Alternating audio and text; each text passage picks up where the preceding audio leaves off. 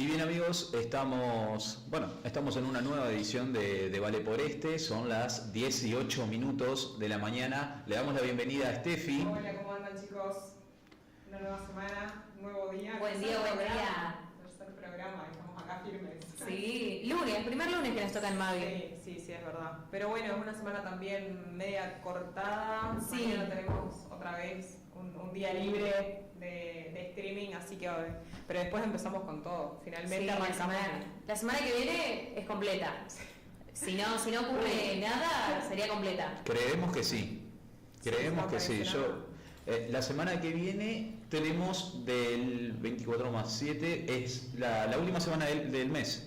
Claro, este sábado ya, el domingo ya estamos terminando el mes. Este domingo ya terminamos el mes y bueno, comenzamos una nueva semana. Steffi, ¿tenés un poco del clima para contarnos? Tenemos un poco del clima, a ver si nos ayuda el servicio meteorológico, que muchas veces nos cuestionan porque dicen, ay, no tiran el dato certero, pero nosotros no es que inventamos. Claro, tal cual. Es Sí. complicado manejarlo al servicio meteorológico. Por ahora es complicado manejarlo. Tal cual. Bueno, tenemos 5 grados de sensación térmica, 1. ¿Sí? Exactamente. Sí. Hace frío, pero no sabía que hacía tanto frío. Pero bueno, hoy la máxima se espera que sea de 13 grados, ¿sí? Va a estar un poco igual durante toda la semana y se espera que recién a partir del jueves la temperatura mínima empiece a subir un poquitito. Vamos a tener 7 grados de mínima, que para nosotros es frío. Vamos a tener, como siempre, 13 grados también de máxima y me parece que no va a fluctuar mucho, así que nos vamos a mantener en esas temperaturas más bien invernales, por fin, ¿no? Después de la lluvia del fin de semana. Sí, es como que ahora vamos a tener el clima que corresponde a la época, ¿no? Tal cual. Corresponde tener frío, lamentablemente, y bueno, corresponde que también haya esta nubosidad que se maneja estos días de mucha nubosidad en la ciudad. Tal cual. Hoy es un día importante, porque hoy se celebra el Día del Futbolista Argentino. ¿Sí? ¿Ustedes saben por qué? Leí algo de Maradona, pero... Sí, más o menos, va por ahí. Yo lo sé porque es el cumpleaños de Messi y también el cumpleaños de Riquelme. Exactamente. La historia, bueno, recuerda que que el día de hoy, el lunes 24 de junio, es el cumpleaños de Lionel Andrés Messi y de Juan Román Riquelme. Así que de acuerdo para nacer. Sí. ¿Pero el mismo año? No, Riquelme es más grande que Messi. Bueno, Lionel Messi está cumpliendo actualmente 37 años, mientras que Juan Román Riquelme está cumpliendo 46 años. Mira, un poco más grande. Así que sí, son 9 años de diferencia. En este día del fútbol, si se le puede decir. Que hoy es un día que muchas personas cumplen años. ¿Quiénes son los que cumplen o cumplirían años hoy, 24 de junio? Entre ellos es Juan Manuel Fangio. No sé si lo conocen un poco, si son del ámbito de las carreras, si saben. Del automovilismo. Del automovilismo. Sí, bueno, Juan Manuel Fangio nació en Balcarce en el año 1911. Fue múltiple campeón, llegó a ser bicampeón de carreras con Maserati, con Mercedes-Benz, corrió con Ferrari, volvió después a Maserati y murió en el año 1995, que certificó además años después. Cabe destacar este dato curioso, y es que años después certificaron que su ADN era positivo en 3 casos de paternidad.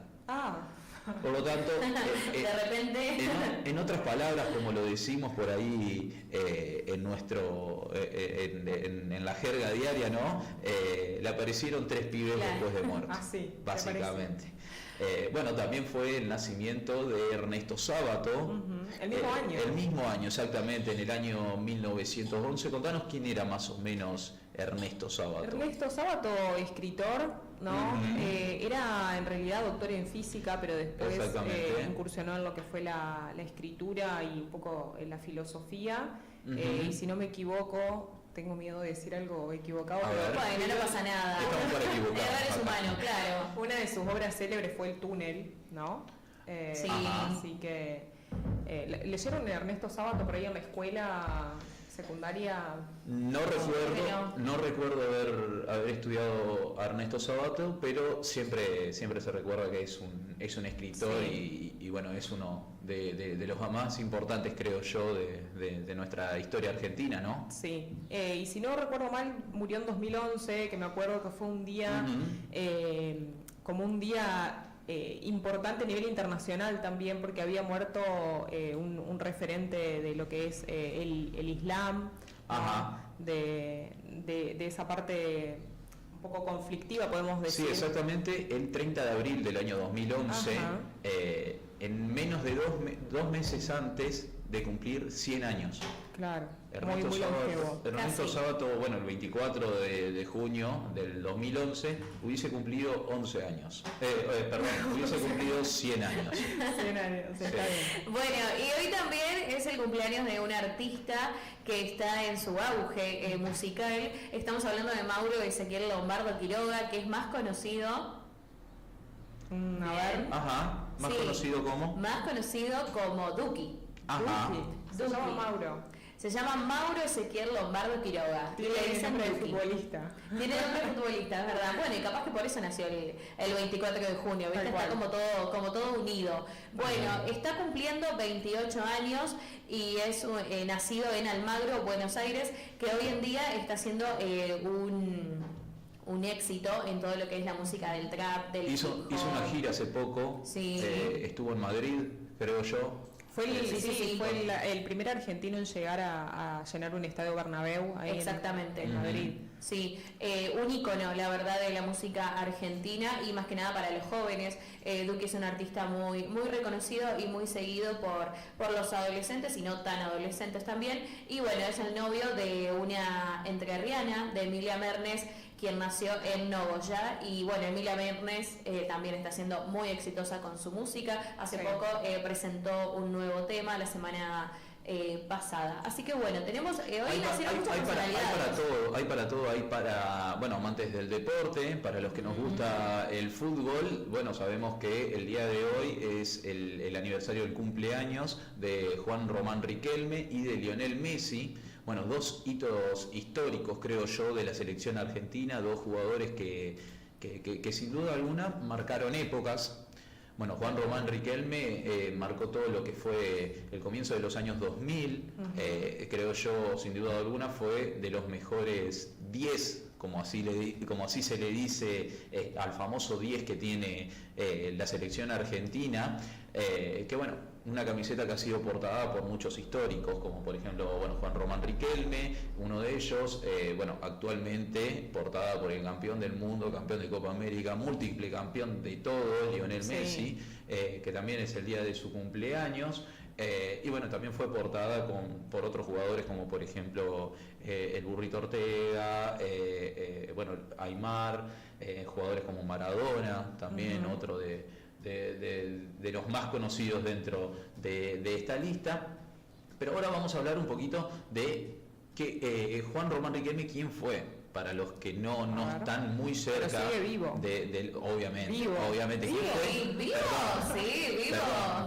Dentro de una cancha. Claro. Dentro de una cancha, ¿quién fue y qué logró? Obviamente, Juan, actualmente. Te pregunto desde la ignorancia, vos qué sabés. Román Riquelme está en lo que es la organización de Boca. Actualmente es el presidente. ¿Cuál es el cargo? Ahí va. Actualmente es el presidente del Club Atlético Boca Juniors. Fue vicepresidente, comenzó como vicepresidente segundo en el año 2019 cuando ganó las elecciones Jorge Amor Meal. Fue el vicepresidente segundo después de Mario Pergolini, tras la renuncia de Mario Pergolini por supuestamente situaciones de irregularidad dentro de lo que sería la dirigencia, la cúpula de la dirigencia de Boca Juniors, es que Juan Román Riquelme asume la vicepresidencia, que le sirvió también como ¿cómo le podemos decir? Le sirvió como puntapié inicial para empezar su campaña a ser presidente. de Boca Juniors, ¿no? Recordemos que Román es uno de las máximas estrellas de la historia de Boca y de los jugadores más emblemáticos que tuvo el club. Por todo, ya que fue a España, en España no le fue de la mejor manera, pero fue un jugador destacado también, y que volvió al club en una, como se le dice hoy, en su prime, en un nivel muy alto deportivo. Decidió volver al Club Atlético Boca Juniors, y bueno, eso fue algo que se agradeció mucho, ya que volvió en el año 2007 con el fin de salir campeón de la Copa Libertadores, copa que ganaron. ¿Va en algo que usan la camiseta 10? O sea, ¿en qué va que los jugadores más destacados usen la 10? ¿Hay alguna explicación? Por lo general se basa mucho en la calidad de juego del jugador, las características de juego que tiene esa persona. También se tiene muy en cuenta de qué manera se maneja como líder dentro del grupo. Esto para ser el 10 de la selección argentina, ¿no? Claro. Es una cualidad que tiene pura y exclusivamente ser 10 de la selección argentina. Bueno, después... Que no es nada... dato no menor. No es un dato, obviamente no es un dato menor, pero en muchos equipos, en muchas selecciones, no es un condicionante esto. Claro. Bueno, se ha visto en muchos clubes del fútbol argentino donde le dan la 10 al más habilidoso, sin importar de cómo sea dentro o fuera de la cancha, sin importar el liderazgo que pueda llegar a tener adentro de un vestuario. Y bueno, es muy importante también que se lo tenga así, ¿no? Bueno, por otro lado, dentro de este ámbito del fútbol, también es el cumpleaños de Lionel Andrés Messi. A mi punto de vista, el mejor jugador de la historia del fútbol en general. Bueno, nació en Rosario en el año 1987, jugó en los inferiores de Newell's de Rosario. Bueno, antes de irse con su familia a España, donde fue reclutado por las inferiores del Fútbol Club Barcelona. Nos están tocando la campana. Sí, literalmente nos acaban de tocar el timbre. Si querés, ¿Será Messi? ¿Será Messi? ¿Será? Lo habremos invocado. ¿Será Riquelme? ¿Será Duki? No lo sé. A ver, Steffi, si querés, vamos a abrirle la puerta en estos momentos. Esto es así, chicos. Esto es streaming. Exacto. Es todo en vivo. Es todo en vivo, no hay cortes.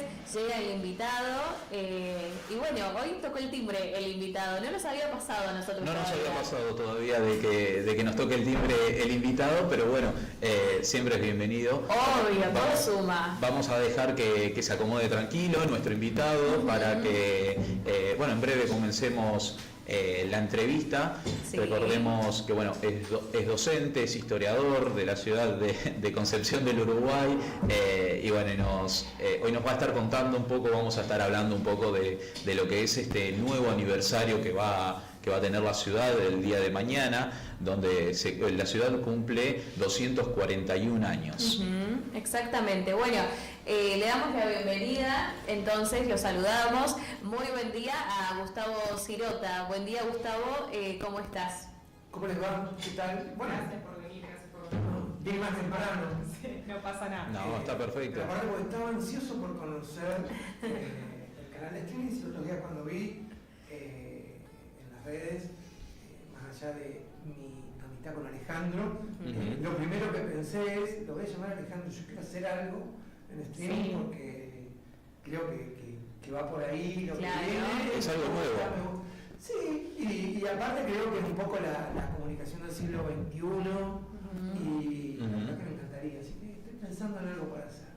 Bueno, sí, justo acá bienvenido. Sí, estás dando el primer paso, así que Sí, bienvenido. Bueno, la idea de esto, Gustavo, es que estés descontracturado, de que pasemos un buen momento, tomemos unos mates, y a la misma vez hablemos de algo importante como es el cumpleaños de la ciudad el día de mañana, ¿no? En primer lugar, yo te quiero preguntar cómo, sobre tu persona antes de meternos en el tema que nos convoca hoy. Vos sos profesor de historia, sos historiador. Yo soy profesor de historia. El historiador es otra cosa, es alguien que se dedica casi exclusivamente o le dedica una parte importante de su tiempo a la investigación histórica. En mi caso, soy profesor, me gusta investigar, me gusta hacer un montón de cosas vinculadas a la historia, pero si me preguntas, yo siempre digo que lo que me gustaría ser o trato de ser es alguien que puede contarle la historia a ustedes, a los vecinos, es decir, salir del academicismo, salir de la forma tan aburrida que a veces tenemos quienes hacemos historia de contarla, y poder contarla un poco. Eso sería lo que me gustaría transmitir a mí desde la historia. Contarle el criollo, digamos. Claro. Una historia que esté al alcance de la gente, si no tengamos que hacer un relato donde la gente no pueda entender, no sé, por qué se fundó allá por 1783 Concepción del Uruguay, y que pueda entenderlo, decir, mirá, qué cosa, por esta razón algún día vino Rocamora, enviado por el virrey Vértiz. Ahí vamos. ¿Por qué se fundó en 1783? Mira, de hecho nosotros le debemos la fundación a un originario de Nicaragua, que es Tomás de Rocamora, que nació allí, porque su padre estaba destinado ahí como parte del servicio de la corona española. Bueno, después llega acá, y en realidad, a ver, pensemos este lugar donde nosotros estamos hoy en 1783. Esto era campo. Eso es de campo.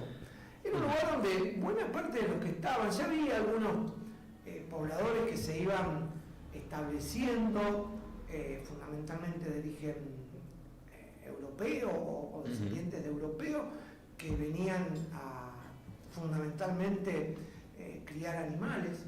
La riqueza primera que podríamos tener nosotros en aquella época, pese a que éramos una región muy pobre, va a ser la ganadería.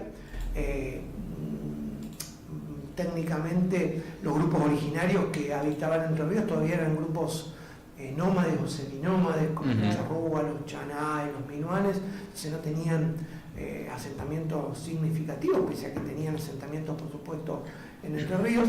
Y después lo que había era mucha gente, digo mucha para aquella época, ¿no? Evadida de la justicia o de la ley o de las obligaciones que imponía la sociedad en aquel momento, que se venía a un lugar donde estaba casi por fuera de lo que podríamos llamar nosotros en aquel momento la autoridad española, que gobernaba estas tierras, pero que también, atendiendo a tu pregunta, acá había una disputa que venía de antes, que es prácticamente del momento de la llegada de los europeos a América, y que tiene que ver con la firma del recordado en la secundaria, que nos martirizaban bastante cuando hablábamos de la invasión y conquista americana por parte de los europeos, que es el Tratado de Tordesillas, aquel que divide América entre España y Portugal, y que había establecido una línea divisoria que iba a determinada cantidad de leguas o millas de las Islas Azores o Cabo Verde. El problema es que no se delimitó si era del punto este o del punto oeste de estas islas. Entonces, españoles y portugueses disputaban, unos lo corrían para el este, otros para el oeste, esta región. Ejemplo para entenderlo, cuando vayan algún día se pueden ir a Colonia del Sacramento, van a ver que Colonia tiene permanentes ocupaciones portuguesas y reocupaciones españolas, porque era una disputa, y esta la era. De hecho, los portugueses, Brasil era parte de la corona portuguesa, todavía reclamaban y tenían muchas intenciones sobre la banda oriental del Uruguay, lo que es la República Oriental del Uruguay, pero también sobre esta parte. Entonces, como manera de asentar población, porque la forma de ejercer el control sobre los territorios, sobre todo para los españoles, era fundando ciudades, envían, comisionan a Tomás de Rocamora para que funde pueblos, 3 en particular: San Antonio de Gualeguay, que lo funda en marzo de 1783, Gualeguaychú, que se va a fundar en noviembre de 1783, y Concepción del Uruguay en junio de 1783. Esa es la explicación técnica de por qué se funda Concepción del Uruguay, que en realidad sí se discute si se iba a llamar, en realidad se la conocía como la Villa del Arroyo de la China. Arroyo de la China, correcto. Por uno de los cauces de agua que nos acompañan prácticamente en nuestra vida cotidiana. San Sebastián, por el primer obispo que anduvo por por esta región, fundando la primera capilla que es anterior a la fundación de la ciudad, pero decía, técnicamente es la explicación por la cual, con un núcleo ya de población que rondaba entre 80, 100, 110 familias, más algunos dispersos que podía haber de blancos o criollos, a los que había que sumar mestizos, claro, algunos aborígenes que ya estaban reducidos, algunos negros mulatos que también eran parte del claro, pero bueno, había cierta diversidad, digamos, sí, dentro de... Básicamente lo que va a haber cuando se concreta en esta fundación es población blanco-criolla. Blanco-criolla pobre, salvo algunos que tenían algún estatus superior, pero no mucho, pero en términos generales no tenían una gran disponibilidad económica. De hecho, la mayor parte de las casas se hacen con paja y adobe, claro, algunas con ladrillo, las de los más acomodados, pero esa es la razón técnica por la que se funda Concepción del Uruguay en 1783, para establecer población española en esta parte en disputa con los portugueses. Gustavo, yo te quiero preguntar, ¿cómo entonces surgió el nombre de Concepción del Uruguay? Porque se habían pensado varios nombres, entonces ¿cómo se llega a la decisión de llamar Concepción del Uruguay? ¿Se sabe eso? Sí, de hecho tiene que ver con una cuestión religiosa. Ahora lo dicen en el acta, cuando se concreta la fundación, esta disputa entre Villa de la Rosuela China, San Sebastián, como se llama nuestro circuito histórico céntrico, sí, y tiene que ver con la devoción religiosa y por la Inmaculada Concepción, por supuesto, que se le pone Concepción del Uruguay por el río que nos acompaña, y tal así que se la conoce desde aquel momento a la Villa del Arroyo de la China, o ya el nombre, digamos, formal de Concepción del Uruguay desde 1783. Bien, ¿y hay registro de cómo vivían esos primeros pobladores? Vos decías que se dedicaban a la crianza de animales. Sí, a ver, la única riqueza que hay, yo siempre digo, cuando uno imagina esta parte del mundo, cuando comienza la conquista europea en América, por ejemplo, si uno sigue el recorrido de la conquista que comienza, para entenderlo claramente, con Cristóbal Colón en 1492, en aquel cuentito que nos hacen, las últimas fundaciones hacia el sur, en lo que hoy sería Argentina, pero que en aquel momento era parte del virreinato del Perú, después va a ser el virreinato del Río de la Plata, de 1776. Son pueblos, qué sé yo, San Luis, Buenos Aires un par de veces, Callastá, después Santa Fe, en esos ríos no hay nada. Mira.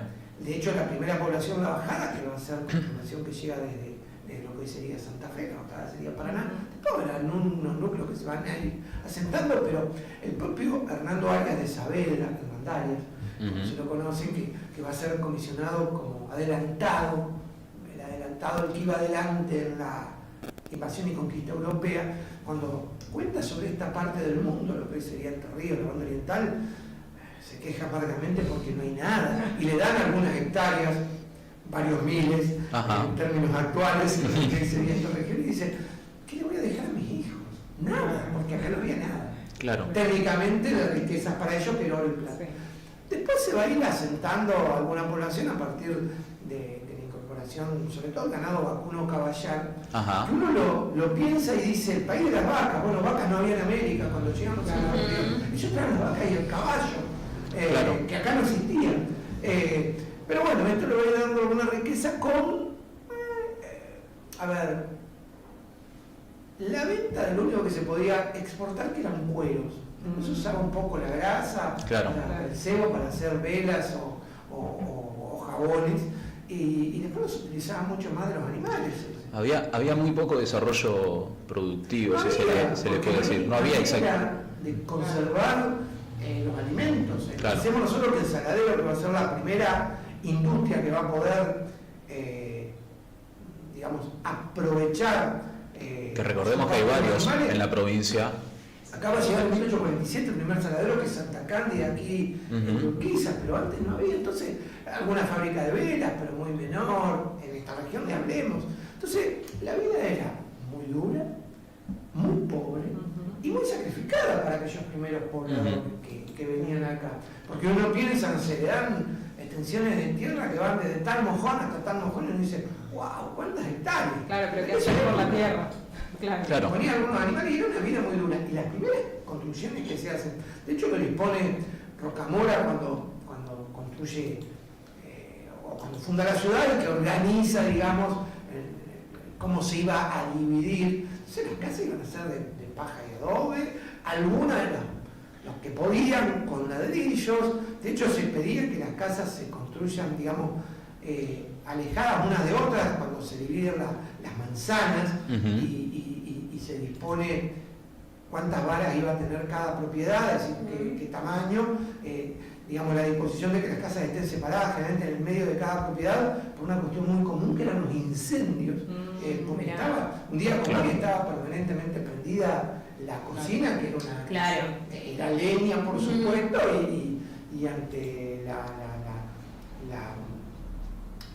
lo primitivo de los materiales con los que se realizaban las casas, se producían muchas veces incendios que abarcaban a otros hogares.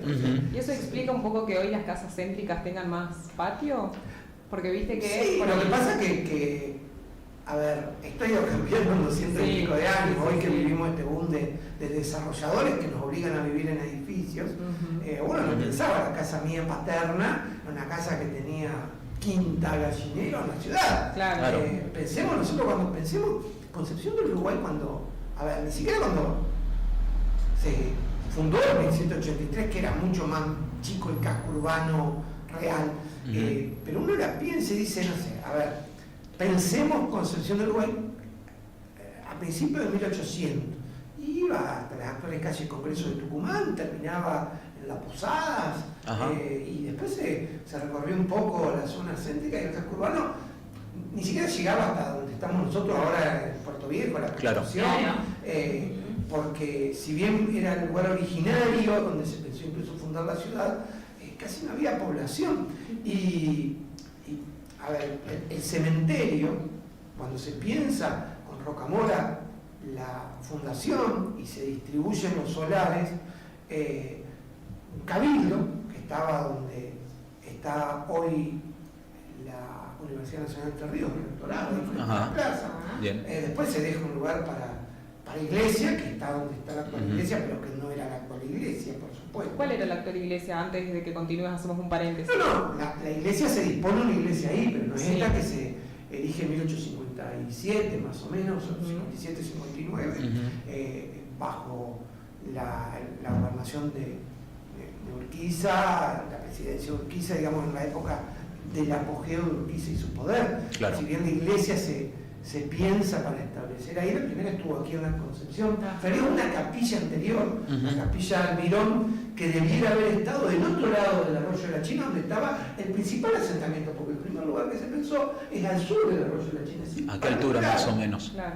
Y pensemos de donde hoy está Santa Cándida un poco al sur. Bien. Lo que pasa es que era una zona baja, de pajonales y demás, después había los asentamientos sobre este lado, digamos, sobre el norte de la ciudad de la China, donde estuvo la primera capilla, donde está la capilla de la Concepción. Claro. Pero el primer cementerio que se pensó está ubicado donde hay el colegio, en la disposición original de la fundación de la ciudad.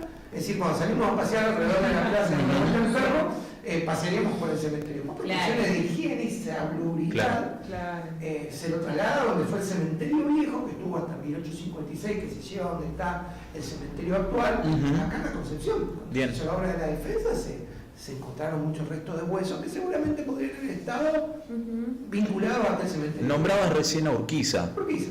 Urquiza y Ramírez, ¿no? Qué importantes son para la historia de Concepción del Uruguay, ¿no? Para la historia del país. Del país en general. Sí, en general. A ver, cuando nosotros pensamos Concepción del Uruguay, en particular, porque la ciudad que vivimos, en mi caso la que elegí para vivir, puede haber incluso andado viviendo en algunos otros lugares, pero a mí me gusta, es una ciudad muy bonita para mí, vivible, con el río cerca, con buena vida, para los que nos gusta vivir de manera tranquila. Sí, y para los que somos de afuera, también es una ciudad que que al fin y al cabo te termina convenciendo, porque es una ciudad tranquila, que está entre medio de lo que sería, en el buen sentido, ¿no?, el desastre de Buenos Aires, y mira, tampoco es la tranquilidad. Horas, Rosario a 2 horas y media, un poquito más, Montevideo 3 horas y media. Yo siempre digo, para los que nos gusta, que soy ir a espectáculo, en mi caso, para ir al teatro, a un recital, a la cancha, ver a San Lorenzo, que es tal vez lo más importante que le debe pasar a cualquier humano, seguir a San Lorenzo. Sí. Muy objetivo. Claro. Muy objetivo. Sí. De hecho, mi documento y mi casa, donde nacieron mis hijas, y bueno, viví hasta que ya no viví más, pero la casa que viví con la madre de mis hijas estaba en calle San Lorenzo. Porque yo imagino que cualquiera vive en la calle de club que es simpatizante. No me imagino. Todavía no tengo una calle Boca Juniors. Todavía no la tengo, pero eso habla de la importancia y la significación de cada club. Bueno, se puso picante. Bueno, ya entramos en un debate. A ver, Concepción es un lugar significativo, no solamente en la historia, bien, sino como lugar central de desarrollo de sucesos por su ubicación geográfica. Pensemos nosotros... Fuimos capital. No solamente fuimos capital de la provincia, yo digo que buena parte de la Revolución de Mayo se salva acá con los sucesos de 1810 hasta principios de 1811, que van cuando las fuerzas que eran fieles a la monarquía española ocupan de hecho Concepción de Uruguay a fin de 1810, para ponerla de nuevo al servicio de la corona española o de la monarquía cautiva española, y después la reconquista a principios de 1811 con Bartolomé Zapata, salvan un poco la Revolución de Mayo, porque se ocupaban estas villas, especialmente la nuestra, estaban a tiro de Buenos Aires, es decir, después puntos neurálgicos de lo que va a ser la Liga de los Pueblos Libres con Artigas. De hecho, el primer lugar donde técnicamente se proclama lo que sería nuestra independencia, la independencia particular y respectiva de cada pueblo, en este modelo de confederación de pueblos autónomos e independientes del artiguismo, se proclama acá en el Congreso de Oriente o del Arroyo de la China en 1815, antes del Congreso de Tucumán, donde ni siquiera participan representantes de Entre Ríos del artiguismo, porque ya habíamos reclamado un año antes la soberanía de la corona española. Es decir, hay un lugar estratégico y con figuras consulares como Ramírez I, que va a participar de buena parte de los sucesos de la segunda mitad de la década del 10 del siglo XIX, ni hablemos de la figura de Urquiza, después significativa en la historia de nuestro país, con lo que va a alcanzar, la dimensión que va a alcanzar como proyectando la organización nacional. Pero no solamente acaba ahí. Cuando uno lo piensa, por ejemplo, yo fui alumno del Colegio del Uruguay, uno piensa, era uno de los 3 colegios que había en la Argentina en aquel momento, desde 1849 en adelante. Estaba lo que es el Nacional de Buenos Aires, que era el San Carlos, donde se formaba la élite de Buenos Aires con aquella mirada tan europea y tan mirando al liberalismo inglés. Córdoba, absolutamente conservador, católico, hispanista, el Montserrat actual, tan conservador que hasta principios del siglo XXI no pudieron entrar mujeres al colegio de Montserrat en Córdoba todavía. Y Urquiza, que tiene una visión estratégica maravillosa en aquel momento y habla de su mirada al mundo, que trae lo mejor de la intelectualidad europea, un Clark, un Jordana, un Larroque, un Peiret, tal vez creo que la figura más importante del mundo intelectual europeo de la segunda mitad del siglo XIX, el padre de Subiaur, que vienen acá a dar clases al colegio. Cuando uno piensa lo que significó aquel colegio, se forman lo principal de las élites de las provincias e incluso de países como Paraguay, Uruguay, hasta Bolivia, venían a estudiar al colegio, que era el centro cultural más importante, junto con Buenos Aires y con Córdoba, de América del Sur. ¿Crees que los uruguayenses somos conscientes de toda esa riqueza histórica y cultural que tenemos? No del todo, pero, a ver, no del todo, porque también después, por distintos motivos, la ciudad ha ido entrando en un cono de, Yo digo, hay una cuestión simbólica que es la pérdida de la capitalidad en 1883, fijémonos, al centenario de nuestra fundación nos quitan la capital de la provincia, que se trasladan a Paraná, la capital. Concepción entra como en un cono de frustraciones o de añoranzas, pero que no pudo terminar de concretar lo que... De conformidad, capaz, se le puede decir. No, a ver, yo creo que es una ciudad que por distintos motivos no he encontrado todavía, a 200 y pico de años, su definitivo perfil, una ciudad que ofrece cosas, ustedes que son muy jóvenes y que están en las universidades, bueno, los que hemos pasado por universidades, a ver, tiene 4 universidades más 2 institutos de formación superior. Más de 60, 70 carreras para estudiar en una ciudad de 80.000 habitantes. Es la ciudad con mayor cantidad de carreras por habitante, creo yo, del país. Sí, Concepción del Uruguay es una gran ciudad universitaria. Y no lo percibe como un perfil universitario. Sí, claro. Exactamente. Con vos potencialidades turísticas que no tiene casi nadie. Nosotros verano, historia. Yo que me gusta la historia, el turismo histórico, estamos a la altura de grandes capitales del mundo. Una ciudad muy rica, Concepción del Uruguay. Y no despega. Sí, exactamente. Les recordamos entonces a nuestros Mavis, así como les decimos, que estamos leyendo el chat de YouTube, así que si tienen alguna pregunta sobre historia en general, se puede decir. Sí, no tenemos problema. No tenemos problema. O sobre San Lorenzo también, porque ahora... eso es otra cosa. Bien. Es parte de la vida misma. Bueno, bien. Entonces, si tienen alguna pregunta para el profesor Gustavo Sirota, le vamos a estar leyendo. Concepción del Uruguay, 241 años, no es poco. No es poco. Gustavo, yo te quiero preguntar, ¿cuáles sentís vos que son los hechos, porque bueno, una de la organización nacional, ¿cuáles crees que son los hechos de Concepción del Uruguay más importantes? Concepción no fue la cuna de la organización, se te van a enojar los de Paraná, ellos dicen Ay, que perdón, si nos Paraná están Santa viendo. Fe, porque la sede del gobierno de Urquiza, cuando la Confederación estaba en Paraná, había federalizado Entre Ríos, pero la sede estaba allá. A ver, yo creo que hay hechos que son, que marcan jalones. Uno es cuando el Cabildo, el 8 de junio de 1810, suma su voz a la Revolución de Mayo. Somos el primer cabildo de las provincias. Primero fue el de Luján, pero estaba ahí al lado, pero en realidad el primero de las provincias, porque a mí no me gusta hablar del interior, de hecho anoche repasaba, porque el sábado estaba de actuación teatral en Colón, me gusta hacer teatro entre tantas cosas, pero repasamos...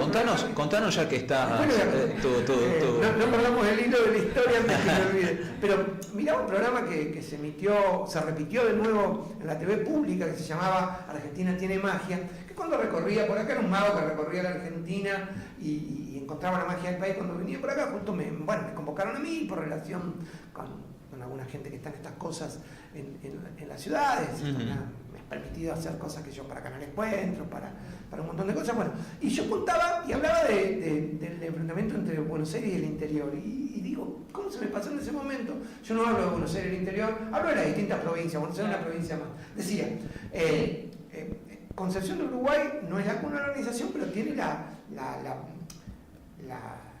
el destino, la ha elegido para que Urquiza haya sido parte de esta región, si no nació acá, nació muy cerca, vive acá, el Palacio San José y la ciudad, la presencia de Ramírez también significativa. El Congreso Oriente para mí es un punto clave, el Congreso Oriente de 1815, con Artigas proclamando el primer momento de la independencia en esta parte del mundo.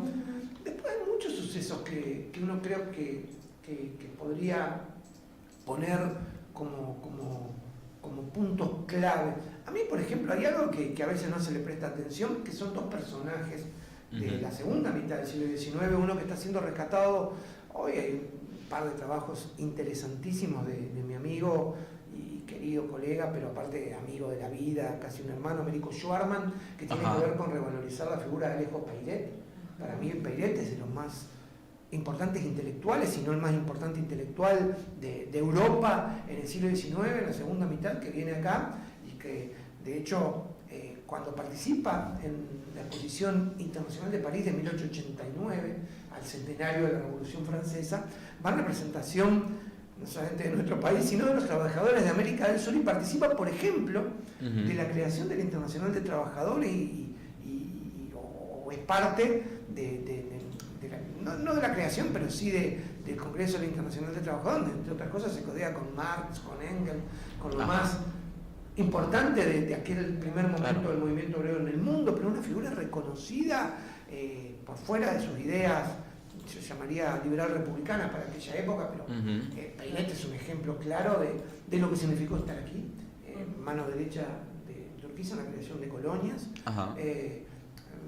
Después Zubiaur con el deporte, que es el que inicia con el deporte en la práctica deportiva en los colegios de la Argentina, prácticamente, con el deporte en Entre Ríos. De hecho, el primer partido de fútbol de la provincia es un equipo de empleados del ferrocarril de Paraná contra alumnos del colegio. El colegio después se va a fundar el Club Atlético Uruguay, por ejemplo, o instancia del colegio.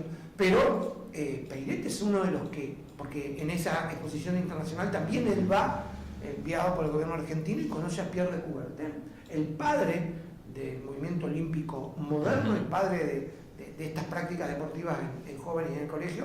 Y cuando se crea el movimiento olímpico moderno, que da origen a los Juegos Olímpicos que se desarrollan desde 1896, primero se volvieron a hacer en Atenas, en aquel momento, uno de los 12 fundadores que acompañan a Pierre de Coubertin es Zubiaur, ni más ni menos, padre del olimpismo moderno. Y también podríamos seguir mencionando cosas, por ejemplo... Sí, la historia de Concepción del Uruguay, pero que no hay para mirar un montón. Porque cuando uno piensa, dice, estas figuras como, ya te digo, Pairet o Zubiaur, por ejemplo, con otros personajes de la época, cuando se caen las becas nacionales, en el gobierno de Nicolás Avellaneda gobierna desde el 74 hasta el 80, 1874 hasta 1880, y yo siempre digo que en realidad no él, sino uno de sus acompañantes, el ministro de Economía, Lucas González, en aquel momento, que tiene una ciudad entre Ríos, fue el único personaje original de la historia argentina, porque en medio de un ajuste brutal, 1874-80, es decir, no piensen que los ajustes son nuevos, siempre han tenido lo mismo, cada vez que hay alguna crisis dice ajuste, ¿quién se ajusta? El amigo Lucas González, una frase que después se la ponen al pobre Avellaneda en la boca, pero Avellaneda lo compartía, seguramente dice, Argentina va a cumplir con sus obligaciones. La deuda externa que teníamos desde 1824 contraída por Rivadavia, el gobierno de Martín Rodríguez con la banca Baring inglesa, pero dice, Argentina va a cumplir con sus obligaciones, es decir, va a pagar la deuda externa con el hambre y con la sed de 2 millones de personas, que éramos nosotros. Es decir, con el hambre y con la sed de sus habitantes. Es decir, muchachos, como dirían hoy, no hay plata, el ajuste es más brutal. Esta gente solo repite lo que ya hemos escuchado desde hace 150 años, que ha salido siempre mal.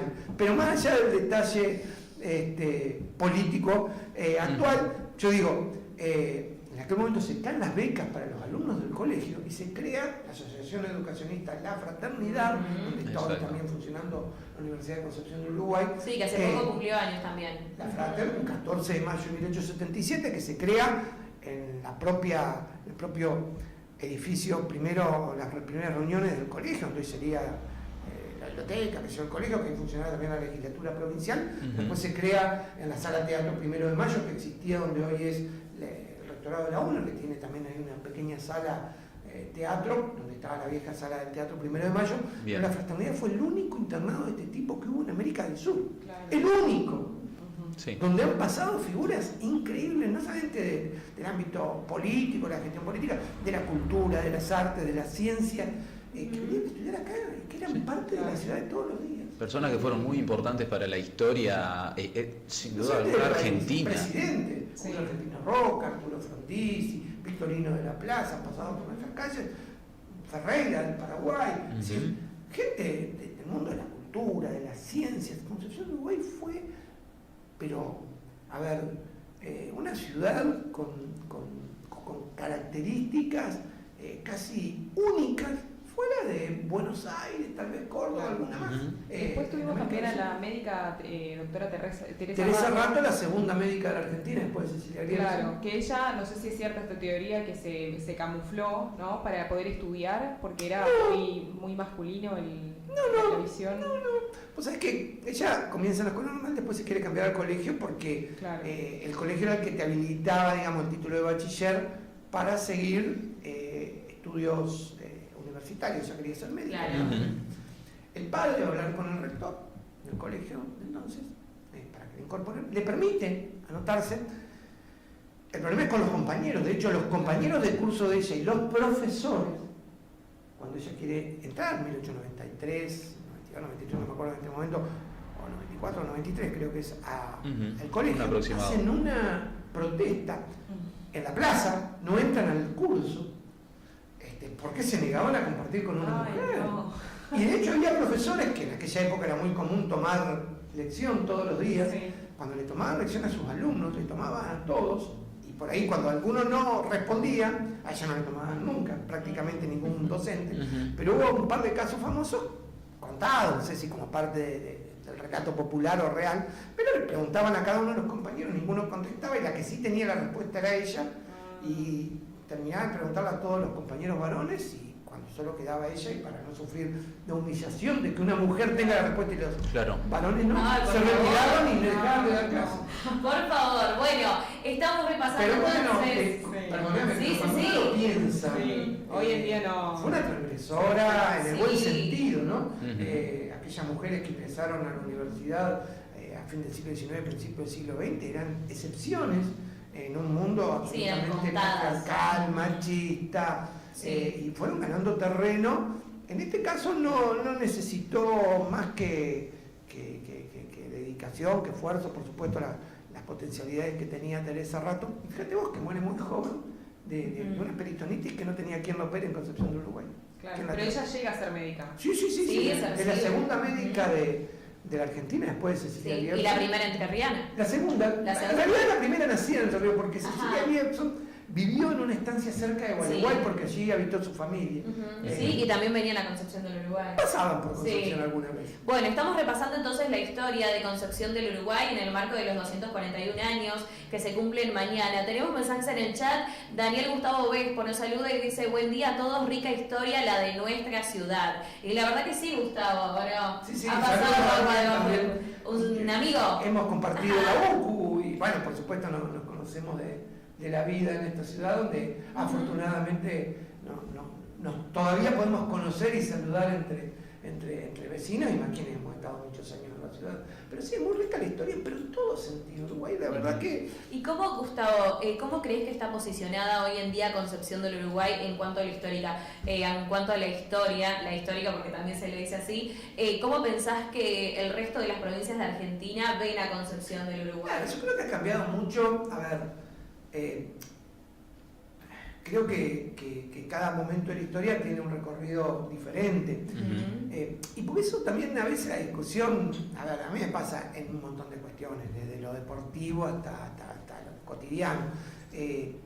No podemos comparar momentos históricos porque es muy difícil hacerlo. Concepción es una ciudad, si a mí me preguntan, ni mejor ni peor que otras, pero toda la ciudad y la zona que va desde... A mí me gusta mucho Concepción, Colón, San José, hasta Villa Lisa, toda esta zona, una zona muy vivible, atractiva, con verde, con playa, con acceso a cosas que en otros lugares no hay, esto de los estudios universitarios, con un desarrollo productivo importante, porque uno piensa la principal actividad de la ciudad, objetivamente, es la producción avícola y de la región, en términos productivos, sino una región que tiene potencialidades significativas, muchas no explotadas, muchas mal explotadas, no importa, pero una ciudad que históricamente se ha destacado en distintos planos. Uno piensa, por ejemplo, no sé, en aspectos culturales, la vida cultural que tiene Concepción del Uruguay, tiene muy pocas ciudades, en relación a la cantidad de habitantes en el país, donde hay una movida cultural que va desde la música con su escuela de música, que ya tiene carreras universitarias, incluso con la Facultad de Humanidades, lo que tiene que ver con el deporte también. Bueno, el deporte, pensemos nosotros, porque uno piensa en el deporte y lo ve hoy, pero a ver, el Tomás de Rocamora fue campeón nacional de clubes en la década del 60, de básquet, por dar un ejemplo, un club emblemático, pero hemos tenido deportistas en distintas disciplinas destacados a nivel nacional o internacional. Yo me acuerdo de mi época cuando era chico, uno miraba, no sé, a Carácula Balta, a quien le mando también siempre un cariño grande porque era un emblema de deportistas, o las selecciones de básquet juveniles que salían campeones nacionales, bueno, el fútbol, después lo que fue Gimnasia de Concepción de Uruguay, en su época Atlético Uruguay, ¿sí? Y así el automovilismo, una ciudad muy tuerca, qué sé yo, en cada una de las disciplinas que uno piensa se destaca. En el mundo cultural, en el mundo académico, a ver, ¿cuántas ciudades tienen, por ejemplo, yo digo esto de las distintas carreras universitarias y demás, pero uno piensa en Concepción de Uruguay prácticamente... A ver, si uno quiere estudiar tal carrera puntual, también no la tiene, claro, a la carrera puntual. Sí. Pero Sí, dentro de la tiene una gran oferta académica. Una gama disciplinar como pocos lugares. Y la verdad que cualquiera puede dejar a su hijo estudiando en Concepción de Uruguay o trayéndolo a estudiar, y se da mucho que vienen de las grandes ciudades, incluso a estudiar a más pequeñas, una cuestión de seguridad, de tranquilidad. Tiene una vida realmente increíble y yo creo que es una ciudad ni mejor ni peor que otras. Tiene que ver con los gustos y demás. Yo la elegiría siempre para vivir porque me gusta mucho. Bueno, con Gustavo, ese mensaje entonces... Sí, como para ir cerrando, Gustavo, también quería, bueno, desde un punto de vista más personal tuyo, ¿cómo ves que está siendo aprovechada la ciudad, tanto en el ámbito turístico, cultural, si querés, desde un punto de vista político, también por así decirlo? Mira, yo creo que lamentablemente Concepción del Uruguay, ya te digo, desde la pérdida de la capitalidad comienza de a poco a no perder trascendencia, sino a cómo no definir. Yo veo, Concepción no ha definido su perfil definitivamente. Incluso en su actualidad. Sí, hasta hoy. Esto tiene que ver, no solamente, no le echemos la culpa solo a los políticos, sino que es culpa compartida por todos los que habitamos acá. Tiene muchas potencialidades, turismo, playa, pero no define. Bien. Si uno piensa en turismo, no tiene infraestructura turística real. Si a mí me preguntás, yo creo que Concepción de Uruguay tiene como 3 pilares que debieran ser por donde debiera ir. Uno es obviamente la parte productiva, somos una de las principales cuencas avícolas de esta región de la Argentina y de América del Sur, con otras posibilidades de crecimiento con el puerto, con la explotación de la madera, del arroz, qué sé yo, de la soja. Pero personalmente creo que la avícola es una de las claves.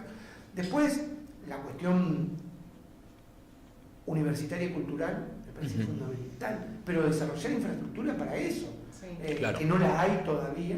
Bien, sentís que no la hay. No la hay en el sentido de que se intenta, pero que todavía no ha llegado. Claro, como que falta 5 para el peso. A ver, con el desarrollo universitario que tiene la ciudad o estudiantil, qué sé yo, no sé cómo ni por qué, pero Uruguay tendría que tener wifi libre. Así de simple. Miren lo que le digo tan pequeño. Claro. Y se lo dice alguien que tiene algunos años más que ustedes, pero que tiene claro por dónde va el mundo. Yo soy un fervoroso participante de redes, sigo, no activo todo el día, pero la sigo, me gusta. Y creo que, por ejemplo, el canal de streaming, yo cuando vi el canal de streaming dije, yo hace rato que quiero tener mi propio canal. No me da para tanto, pero te voy a decir, Alejandro, para hacer algo. ¿Quién dice que no? ¿Quién dice que no? Puede haber un espacio. No me dedico porque hay herramientas que por supuesto no manejo. Mucho para hablar de historia. No solamente de historia, a mí me gustaría tener un canal para hacer stand-up y algunas otras cosas. Pero me gusta, pero historia. Bueno, teléfono para Alejandro Francia. Estamos ya, seguramente nos está viendo. Me debe algunas cervezas compartidas, pero iba a decir lo tercero, la parte histórica. Y cuando dicen de histórica, yo lo vinculo al turismo. El turismo Uruguay tiene potencialidades turísticas como poco más, ya que a veces crece el río, no podemos manejar eso. Pero cuando uno muestra, bueno, ya no en Copelay, pero hoy Paso Vea, la isla, Cambacuá, los arroyos, las termas.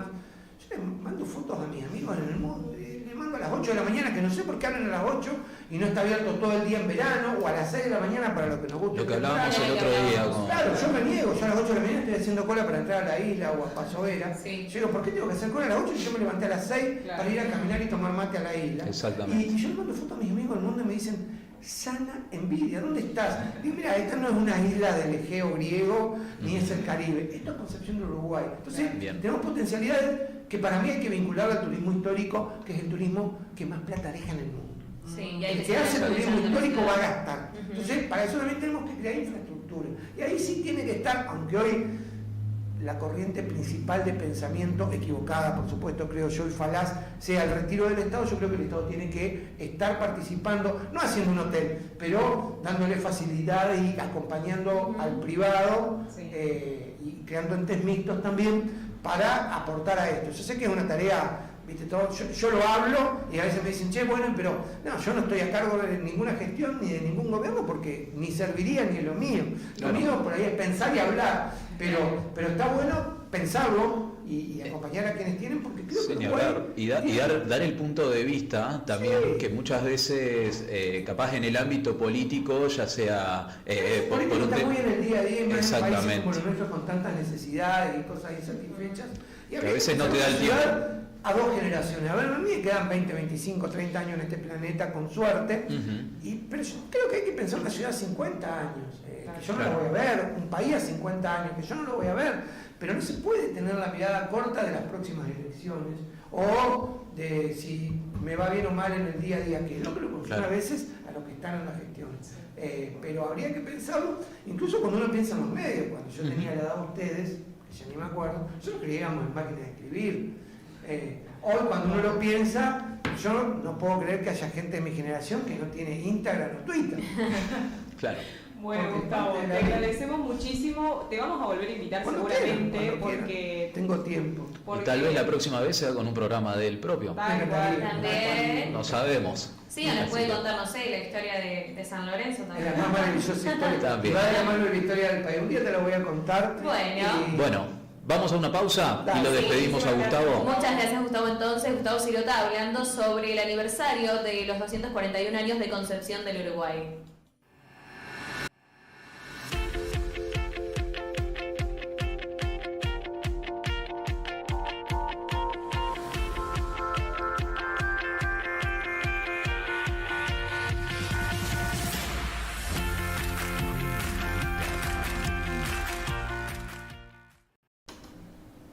Bueno, la verdad que tanto para hablar de historia, de fútbol, cómo está todo concatenado, ¿no? Uno a veces piensa y dice Concepción del Uruguay una ciudad, pero la raíz de todo está para... Sí, exactamente. Bueno, se acaba de ir, nos demoramos también en volver a iniciar, ¿no? Como tuvimos ahí una pausa donde estuvimos viendo a nuestros auspiciantes, porque claro, Gustavo Sirota tiene tanto para contarnos que salimos del aire y él nos seguía contando cosas y la verdad que estaba bastante interesante. Entonces sí, nos quedamos hablando ahí unos minutitos fuera del aire con Gustavo Sirota, que mucho nos ha contado sobre la historia de Concepción del Uruguay. Estamos más informados entonces ahora para celebrar los 241 años que se van a estar cumpliendo mañana. Esta ciudad, la histórica. Bueno, como este programa, Steffi, se llama Vale por Este, recién ahora les vamos a contar por qué se llama así. Muchos pueden pensar que es por Valentina y Estefanía. Claro, no, tiene un significado más profundo. Claro, o sea, sí, pero no. Se llama Vale por Este porque la idea de este programa es hablar de efemérides, de cosas que pasaron, por ejemplo, un 24 de junio, pero en este caso Steffi nos va a contar sobre algo que pasó el 24 de junio del 2000. Del 2000. ¿Vos en qué año naciste, Vale? Yo en el 99. Ay, como yo, cachichien. Sí, cachichien. Yo me acuerdo, porque vamos a hablar de una tragedia, lamentablemente. Entonces, te termino de introducir. Vale por este día. Sí, vale por este día lo que vamos a contar. Bien. En este caso, la muerte de Rodrigo el Potro, Rodrigo Bueno, sí, que hoy está muy en auge, su hermano Ulises Bueno. No, te preguntaba si eras nacida, porque yo hablaba con algunas personas, o alguna vez escuché que fue una tragedia que conmovió al país la muerte de Rodrigo, que justamente fue un 24 de junio del año 2000. Sí, nosotros que teníamos... Muy pequeñitas. No, 1 año y 2 meses teníamos casi. Claro, sí. Pero fue una tragedia que realmente conmovió a la gente porque era como que Rodrigo estaba en su auge, ¿no? Hoy hablábamos de Duki, no quiero matar a nadie, pero... No. Claro, ponemos el ejemplo de como si sería Duki en esta época. Claro. O sea, una persona que estaba, según dicen, ¿no? Los periodistas de esa época, estaba muy en su auge, entonces era como muy explotado a nivel artístico. Claro, muchos shows, muchas presentaciones. Claro. Aparte, el mundo de la cumbia, sí, es muy así, viste, que meten, no sé, 10 shows por noche, que vos decís, ¿cómo hacen? Porque aparte tienen que viajar y todo lo que eso conlleva. Sí, la salud física y mental también tiene un límite. Bueno, Rodrigo Bueno, murió a los 27 años, era muy joven, y murió justamente en un accidente de tránsito en la autopista Buenos Aires-La Plata, justamente en este interín de ir a un show, de salir de uno e ir a otro. Y bueno, en el mismo accidente murió el hijo de Alberto Olmedo, que fue el capo cómico muy, muy conocido en los años 60, 50, Fernando Olmedo, que entiendo que era también parte del equipo de Rodrigo Bueno, y después de ese accidente obviamente se convirtió todo en una figura más allá de lo que ella representaba en esa época, toda la figura de Rodrigo, que quedó como un ídolo del cuarteto, ¿no? Y de la cumbia, de esa movida tropical. Y bueno, y hoy en día también está, como decía, su hermano Ulises Bueno, sí, que está un poco como llevando adelante también esta parte de la música, y está su hijo también, Rodrigo, que cobró mucha popularidad en los medios de comunicación, que si bien también se dedica a la música, no sigue los pasos de su padre, claro, Ramiro Bueno. Pero bueno, él contaba un poco que su vínculo con su padre fue casi inexistente, porque justamente él era bebé, también creo que tiene nuestra edad. Claro, sí, era muy chico, exactamente. Entonces tiene que recopilar un poco de la historia de su padre gracias a sus familiares. Claro. Y a partir de ahí empezar a conocer un poco mejor a lo que fue esta figura. Y bueno, sí. Perdón, pero hoy estábamos hablando de deporte, de música. Hoy, acá es así. Sí. Y otro hecho que marcó la historia internacional, te diría y les contaría a los dos, es que en 1995, el 24 de junio, Sudáfrica ganó por primera vez porque fue la primera vez que pudo participar incluso, un partido de rugby contra Nueva Zelanda por 15-12, pero lo más importante de esta victoria es que fue la primera vez que Sudáfrica pudo participar. Recordemos que en ese momento todavía estaba muy vigente el tema del apartheid, ¿no? De la población negra que no podía participar de los eventos públicos. Entonces, bueno, esta fue una victoria a nivel simbólico también. La victoria de Sudáfrica y bueno, con Nelson Mandela a la cabeza, que en ese momento era un dirigente muy importante. Un paréntesis también en este tema es que fue más importante la victoria por el contexto sociocultural que se vivía y político que se vivía en Sudáfrica. Fue, yo creo, más importante por eso que por los resultados deportivos general.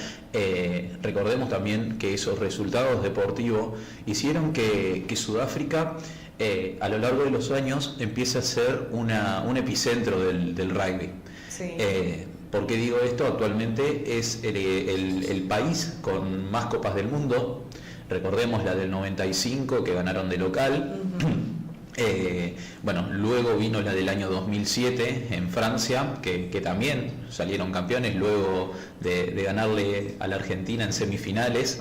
En el año 2019, muy recientemente, volvió a salir campeón del mundo, ganándole a Inglaterra la final, y en el último mundial del año 2023, el año pasado, salió campeón nuevamente al ganarle a Nueva Zelanda que, como se los conoce a los All Blacks, son conocidos como los padres del rugby.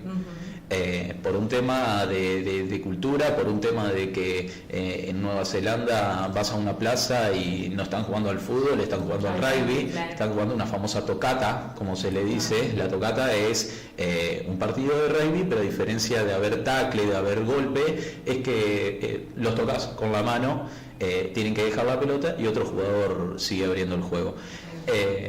Pero volviendo un poco a lo que es Sudáfrica, a Sudáfrica lo ayudó mucho a tener esta suerte de apoyo a Nelson Mandela, para que se termine el apartheid, recordemos que el apartheid era una situación social que había y cultural en Sudáfrica, donde se apartaba, como dice la palabra, a toda la gente negra en todo el mundo, sí, exactamente, pero en Sudáfrica más que nada era uno de los últimos de los últimos países que todavía adoptaban esta postura de que la persona con tez negra por un lado y la persona blanca por otro, ya sea para situaciones cotidianas de la vida, para lo que sea, es que se apartaba esta cultura.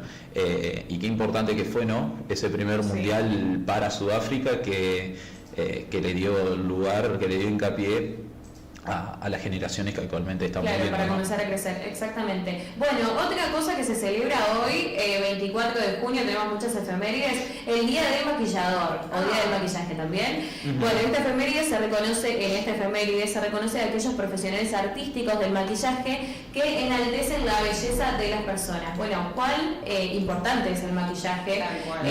No sé, Steffi, a vos si te gusta maquillar. No es que me gusta, pero siento la presión social de... Pasa mucho eso, sí. A mí lo que me gusta mucho es... me gusta, yo soy así, a mí me gusta cómo me queda la cara maquillada, pero no me gusta todo el proceso de tener que maquillarme, como que me da un poco de fiaca y no estoy muy en el tema.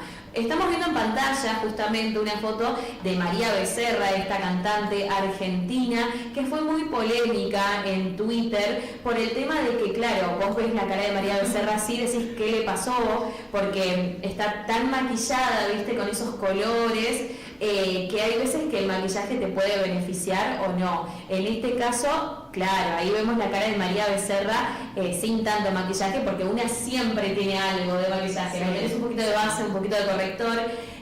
Y bueno, entonces lo que yo quería mostrar con estas dos imágenes es cómo puede cambiar la cara de una persona con el tipo de maquillaje que usás. Eso tiene mucho que ver con el color de piel, la colorimetría, ¿viste? Un montón de cosas. Pero bueno, hoy 24 de junio entonces se celebra el maquillaje. Cuidado cómo nos maquillamos, porque se nos puede cambiar un poquito hay una la cara. Hay una frase que dice, somos como el maquillador de una persona fea, no podemos rendirnos. Claro.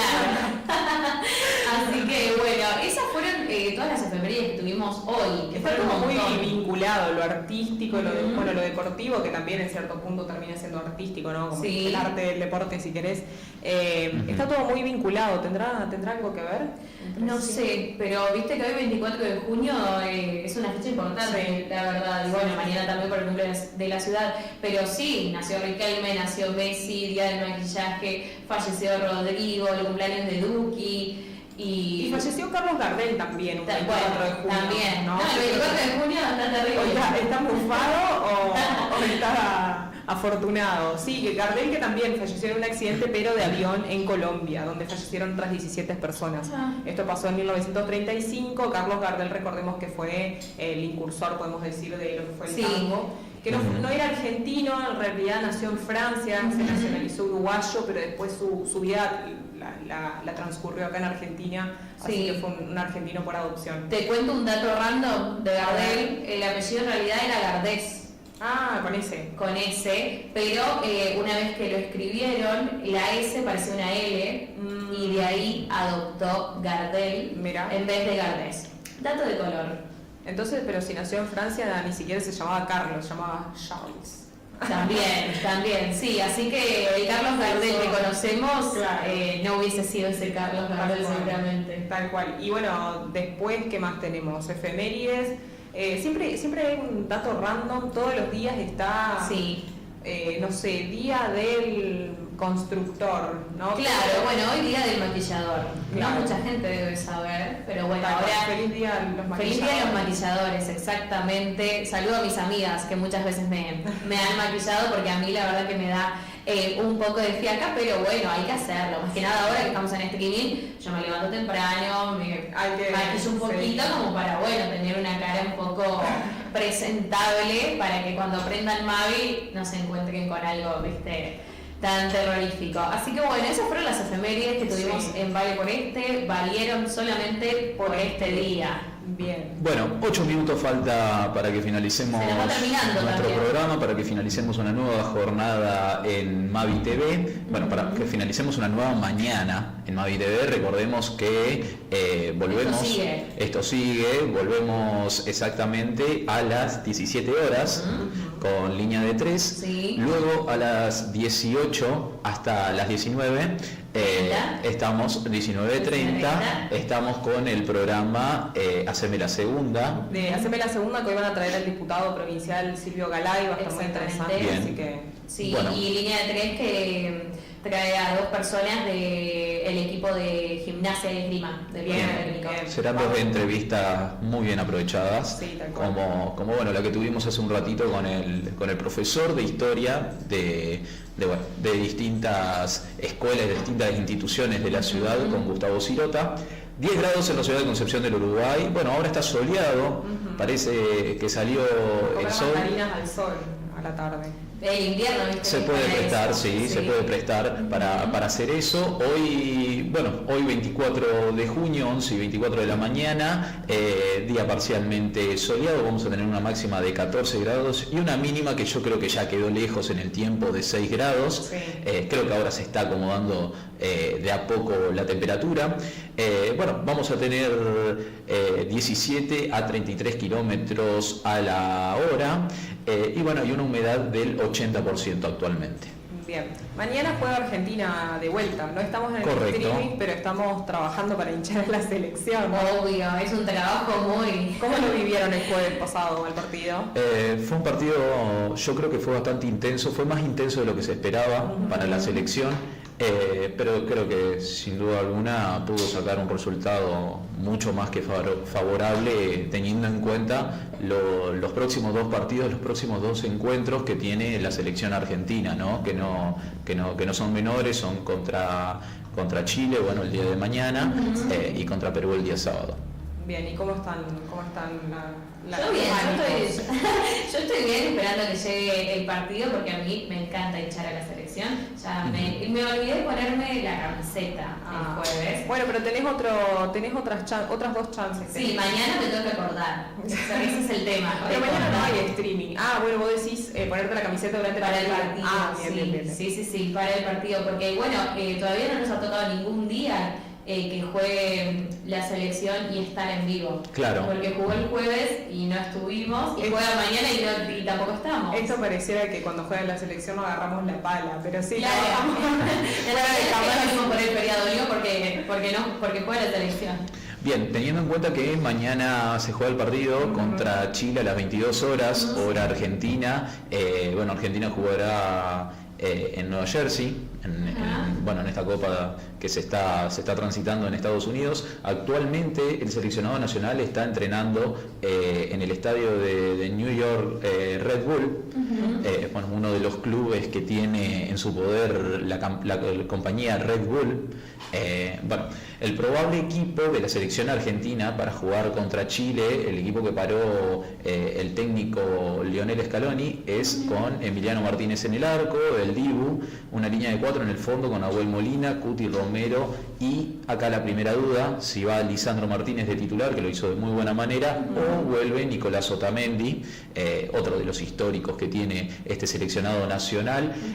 Por la izquierda también hay una nueva duda y es si vuelve a jugar Marcos Acuña, como lo hizo el último partido de 3, o si reaparece en la lista Nicolás Tagliafico.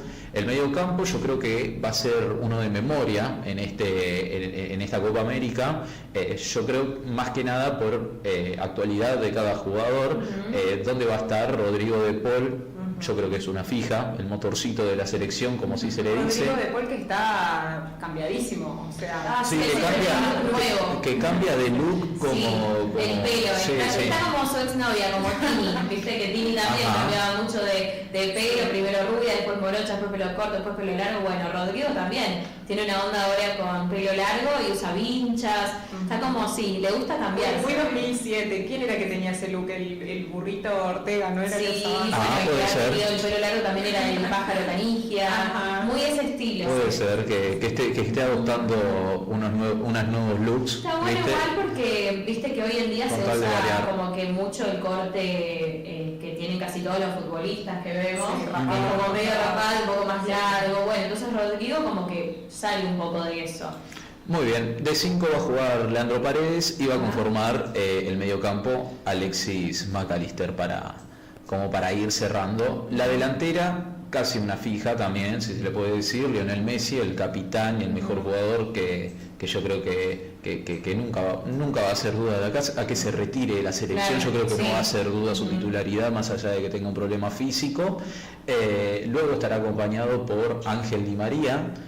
Y bueno, la última duda que presenta este equipo de Scaloni es si juega Julián Álvarez o Lautaro el Toro Martínez. Julián Álvarez que metió un gol. Que metió un gol el último partido y también anotó Lautaro Martínez. También, así que por lo tanto, ahora hay una duda muy grande y va a tener esas complicaciones que son que siempre son agradables y siempre son bienvenidas, ¿no? Para un cuerpo técnico, saber que tiene jugadores no de sobra, pero jugadores que están, yo creo, a la altura para cualquier partido que se les proponga. Bueno, en el chat nos dicen, hola, muy buen programa, mucha información, muchas gracias, y también ponen feliz cumple Messi. Bueno, Messi, saludo a Messi que nos está mirando. Seguramente Messi nos debe estar mirando, así que le mandamos un saludo allá en Estados Unidos, donde está. Bueno, vamos terminando el programa de hoy, ¿les parece? Tuvimos muchísima información, tuvimos efemérides, historia, hablamos de deporte, de música, de maquillaje, de todo. Así que el programa de Vale por Este tuvo un montón de contenido. Préndanse a la tarde a la programación de Mavi TV, vuelve a las 17 horas, de 17 a 19:30, no te podés despegar de YouTube y también de Twitch. En todas las redes sociales nos encontrás como Mavi TV, en Instagram _Mavi TV. Esto fue Vale por Este y fue un placer acompañarlos. Nos volvemos a reencontrar el miércoles. Bueno, muchas gracias. Nos vemos. Bueno, nos vemos.